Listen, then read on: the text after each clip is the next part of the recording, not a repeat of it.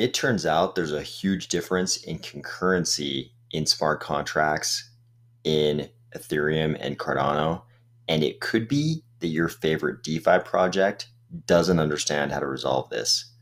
Ready? Let's go.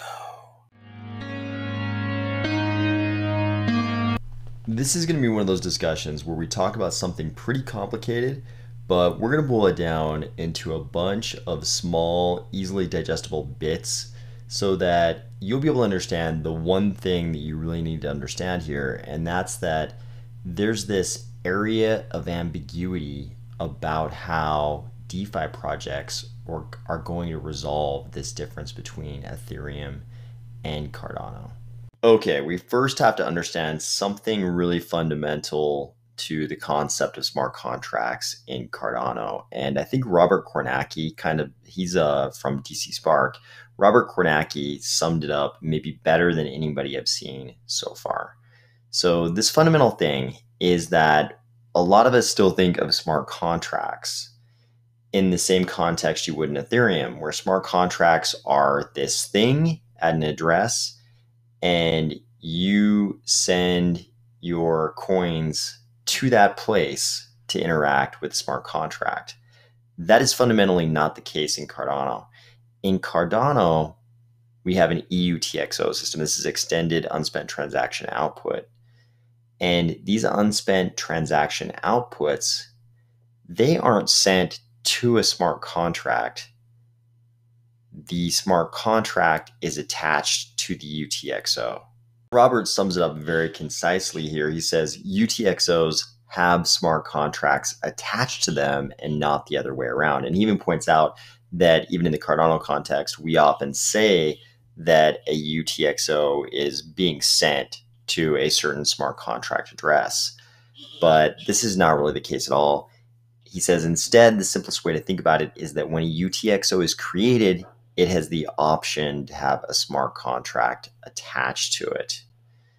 So this will make a little more sense. If you don't understand what a eUTxO is, this will make a little bit more sense when we think about that in the context of the real difference between a eUTxO system and an account balance system.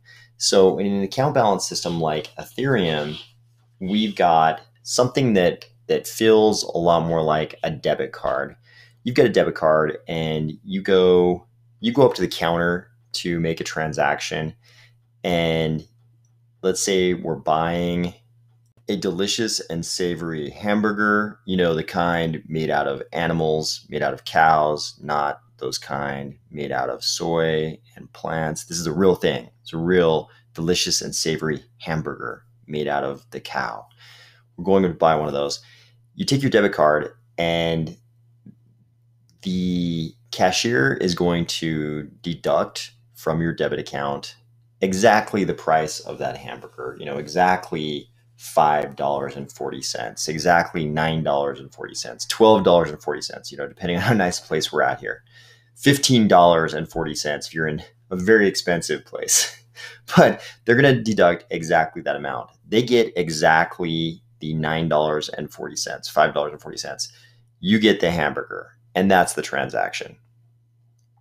That's kind of how account balance works. You have a certain balance in your account, and when you make a transaction, exactly that amount is taken out and sent to the other party. With UTXOs, it's different. UTXO is Bitcoin. We've got Bitcoin as a UTXO system. Cardano's a UTXO system. Ergo is a UTXO system. Obviously, Cardano is the only proof of stake system out of those two. The other two are proof of work. But when you go to buy your hamburger in a UTXO system, it works more like this. You walk up to the counter. You want that hamburger that costs $9.40. So you hand the cashier a $10 bill. You hand him the whole $10 bill. You don't cut a piece off the $10 bill and hand him that piece of the $10 bill that corresponds to 9.4 tenths, like $9.40 worth. You hand him the whole $10 bill, and then he hands you back change and the hamburger. So this is how UTXOs work. The entire UTXO is consumed, you don't cut off a piece of it like with the debit card account, like in the account balance system, where you just cut off a piece. You cut off $9.40 out of the 10 and send it to him, and then you keep the other 60 cents. It doesn't work that way in UTXO. You send the entire UTXO and you get back this change. You get back the hamburger and you get back the 60 cents. But the entire $10 bill is consumed in the transaction. So remember, on top of that concept, the fact that we send the entire UTXO and the entire UTXO gets consumed by the transaction, and then the change is sent back to you. On top of that, remember, this UTXO has the smart contract attached to it. The UTXO is not sent to a smart contract to interact with that smart contract. The UTXO actually contains the smart contract. Okay, so now you have kind of the prerequisites for us to talk about this issue of concurrency. And I want to thank Muggypool for bringing this article to my attention on Twitter. Concurrency is this general, and this is the article that has everybody kind of excited / up in arms as far as Pluto smart contracts go lately. So this article addresses concurrency, and it's written by Occamfi. So concurrency is basically, you can think about it as the ability in computing, the ability to simultaneously deal with different things. In the case of blockchains, it's usually the ability to simultaneously deal with different contracts or different transactions. We're oversimplifying, but we're trying to make this consumable, easily consumable. So Occamfi actually came up with this great diagram. They explain concurrency this way. It's as if we have a Coke machine and we have two lines of people all trying to do transactions with the Coke machine, and the Coke machine can handle doing transactions simultaneously with them. This is concurrent execution of those transactions. The Coke machine can simultaneously execute transactions with people from both of these lines. In this other system, you see the Coke machine can only execute transactions with one party at a time. So if you want to deal with two lines of people, you have to have two totally separate Coke machines acting in parallel. So we've got an explanation of concurrency versus parallelism here. So the article, after going over some of the differences between an eUTxO system and an account balance system, it eventually gets the issue of how concurrency works in Ethereum and the way it works in Cardano. And the article points out that in Ethereum, you've got, like we described earlier, a smart contract that's sort of a thing sitting in an address in Ethereum, and multiple parties can be interacting with that smart contract at a time. They all have this shared global state concept. We've talked about how that's kind of the key to the determinism in Cardano versus Ethereum. Cardano can be deterministic as to fees because scripts, like smart contracts, only deal with local state as opposed to global state in Ethereum. But that global state in Ethereum goes along with an ability for smart contracts to concurrently deal with different parties. And here the Occam article says, where developers are currently running into a problem is with only one agent being allowed to consume the UTXO. This is in the Cardano context, being able to consume the UTXO and thus the smart contract at a time, creating this so-called concurrency issue. So they're saying because in Cardano, the smart contract basically lives within the UTXO, only one party can consume the UTXO. The UTXO has to be sent somewhere, right? The $10 bill gets consumed all at once. So only one party can consume the UTXO and thus the smart contract at a time. So this obviously creates problems. If you think about the ramifications of this piece, you think to yourself, wait a second, how are DEXs going to work if only one party can be interacting with the DEX at a time? How is the DEX going to service many different people? Here's where the ambiguity comes in.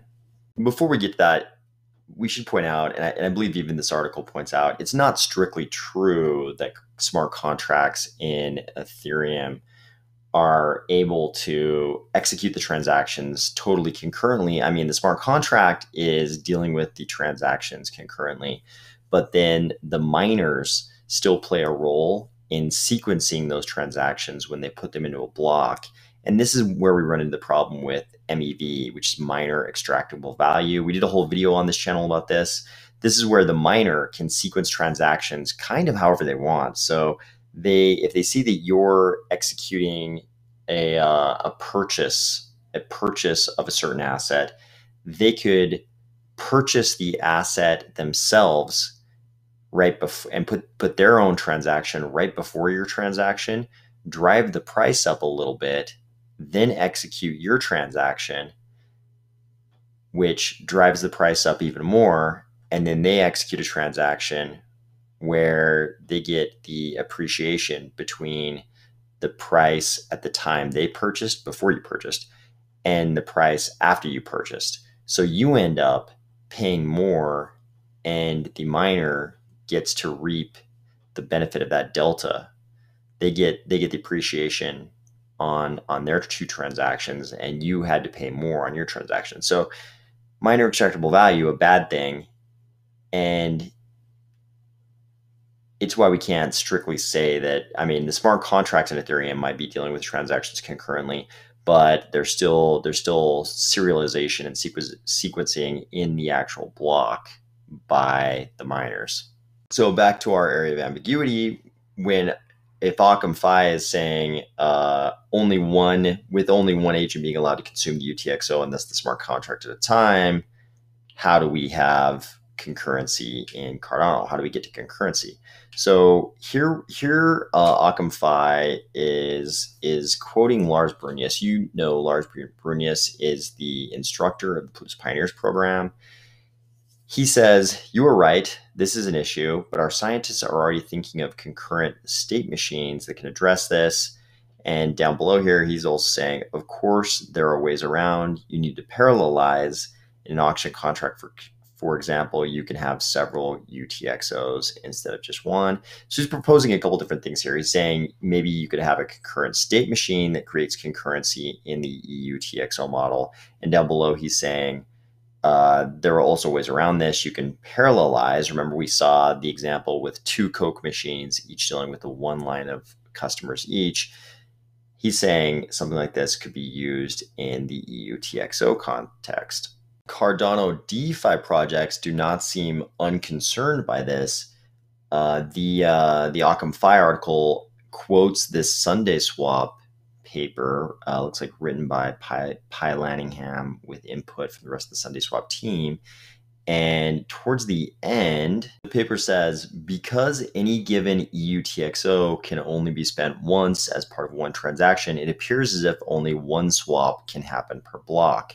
On the Cardano blockchain, there's roughly one block every 20 seconds. This would be abysmal throughput for a decentralized exchange. We will discuss the Sunday Swap scaling solution in a future white paper. These kinds of concerns were echoed by other posters such as @WangYi here, who said, one thing troubles me about state machine in eUTxO is two users can't step the state machine concurrently. The good thing is deterministic, but for Uniswap like DEX, that means you can only have one successful transaction per block, right? Maybe Hydra will do. And that's what caused Lars Brunius to talk about the concurrent state machines that eUTxO scientists are already thinking about. Sebastien, formerly of Ergo and now of DC Spark, was even asked to chime in on this. He was asked, what's your thoughts on the concurrency concerns with smart contracts? Is this something that will take serious overhaul, or can projects find solutions to support and not just band-aids? Sebastien responded, this is the cost of determinism. That's why there has always been plans to create side chains with different smart contract frameworks with different trade-offs along with L2s.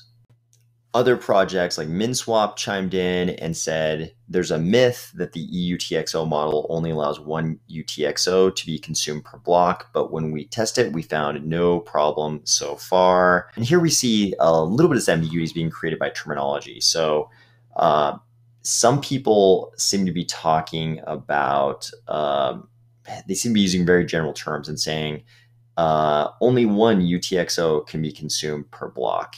And then some other people are being more specific, and they're saying, is it just one eUTxO sent from one wallet? Can many eUTxOs be consumed in a block? Or are we just saying that you can't have two eUTxOs from the same wallet consumed per block? A little bit further down below in the same thread, MinSwap goes to Lars to see if he can correct anything they said. And he does give us some clarification here. He says the eUTxO model allows many eUTxOs to be consumed per block. So he's saying, hey, it is the case. The people are right when they're saying many eUTxOs can be consumed per block. Even theoretically dependent ones where one transaction creates a eUTxO that is then consumed by another. So he's saying theoretically you could have a eUTxO created and then it's consumed by another eUTxO in the same block. But he points out that latter case is problematic. So I'm fully expecting that all of this should be very confusing. You should be very confused right now. This is a confusing situation. We've got different people saying different things. We have different projects who seem to be taking different approaches to this.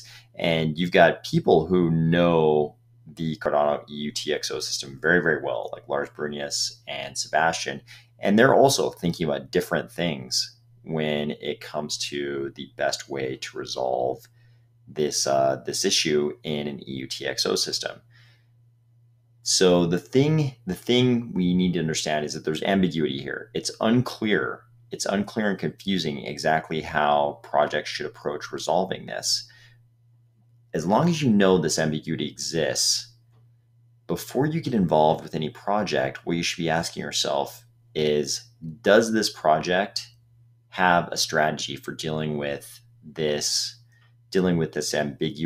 area of ambiguity?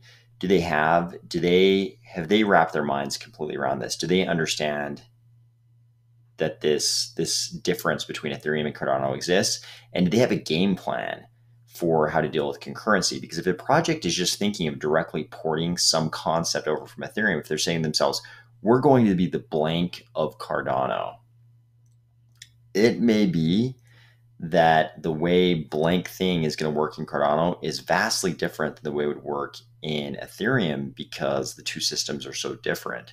So if you're thinking of becoming involved in any kind of DeFi project in any way, you need to ask yourself, do they understand the difference between concurrency in these two systems? And do they have a game plan for dealing with concurrency in Cardano?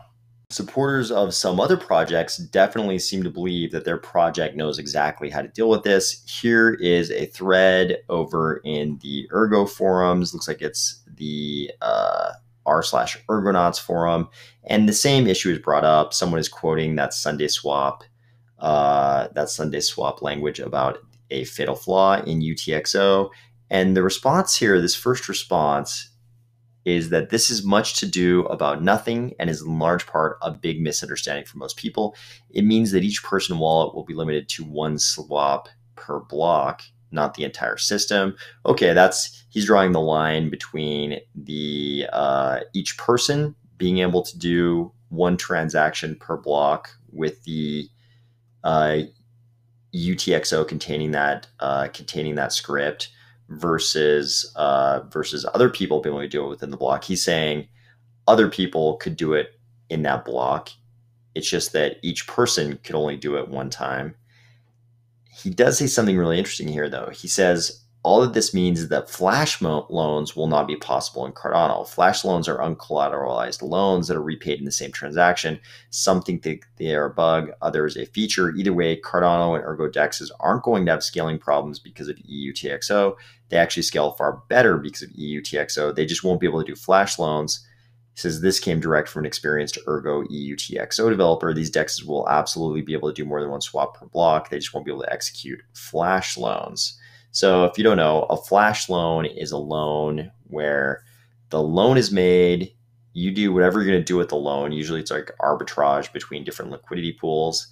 and then you pay back the loan all in one transaction. And the loans aren't collateralized. There's no collateral underlying the loan, and they don't check your credit as a borrower because the loan isn't made to you unless you're going to repay it in the same transaction, and vice versa.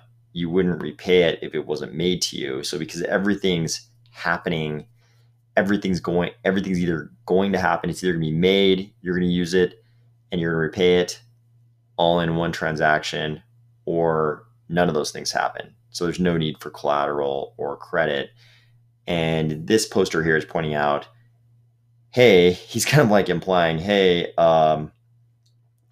flash loans shouldn't really exist. My reading is flash loans shouldn't really exist. So we're fine without them. And in fact, I think below here, he even says, do you think flash loans are a bug or a feature? Me personally, I could care less if we ever have flash loan functionality. Not like myself or 90% of crypto users would be able to understand how to use them anyway. So let's not have them. So there's kind of a large spectrum in different projects as to whether supporters or the projects themselves seem to think they understand how to get around this concurrency problem. But whether you're thinking of becoming involved in a project that has it figured out or doesn't, I think the important thing is that you need to know there's ambiguity as to how projects are going to resolve this issue. And you need to know whether your project knows how to do it or not, because I think there are a lot of DeFi projects right now, and they're just, some of them probably have this perspective that they're just going to directly port over some concept from Ethereum. And they're saying to themselves, we're going to be the blank of Cardano, some previously existing concept in Ethereum. We're going to execute on that concept in Cardano. And the people behind that project may be unaware that maybe you can't do flash loans in Cardano. Maybe flash loans aren't really possible in an eUTxO context like this poster is claiming. Maybe concurrency requires a very different approach to some of these DeFi concepts. Maybe in the eUTxO concept or context, everything has to be done differently, and maybe some things will be possible. New things will be possible in eUTxO that aren't possible in account balance, and vice versa. Some things may only be possible in account balance. Talk to you tomorrow.